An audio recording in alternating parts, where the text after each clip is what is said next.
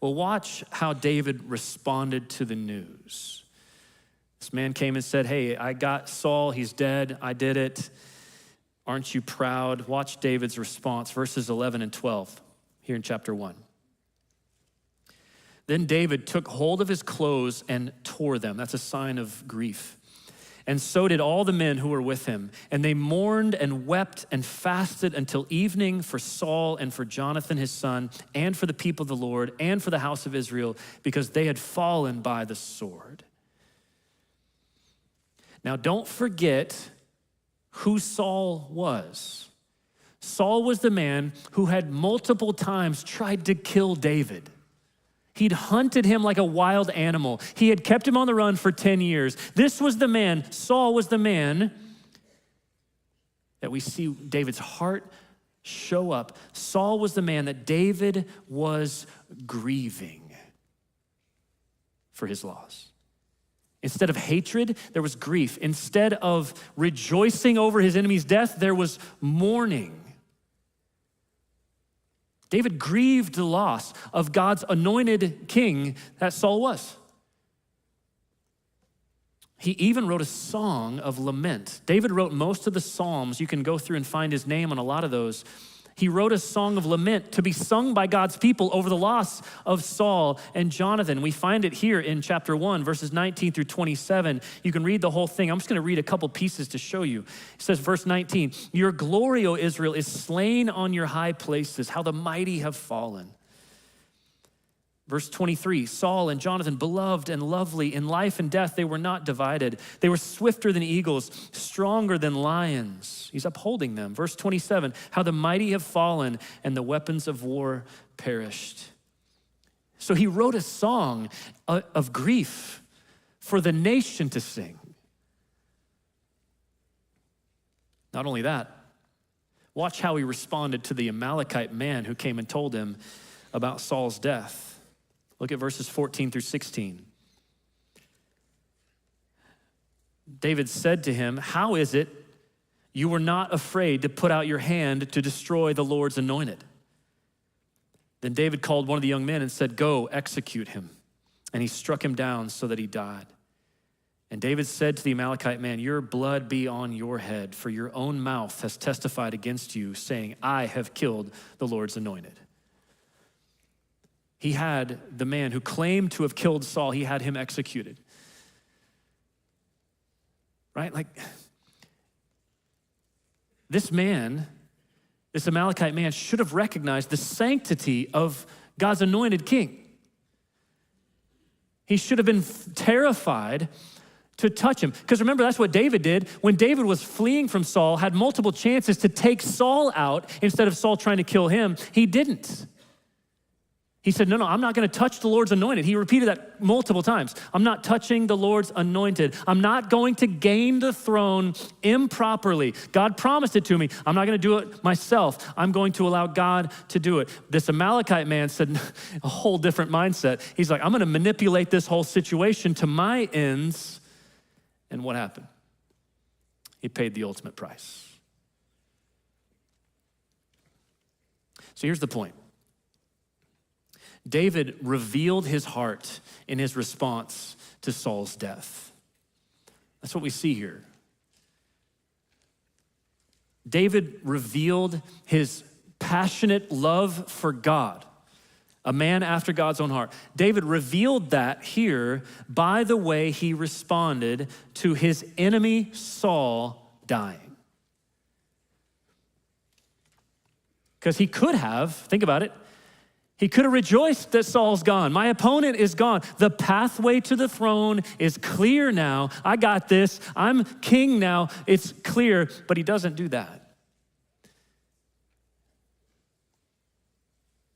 Which leads us to a question for us today.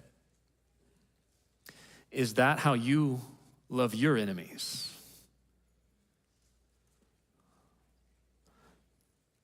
Like, do you grieve when your enemy suffers? If your opponent or the antagonist in your life dies, do you mourn for their death?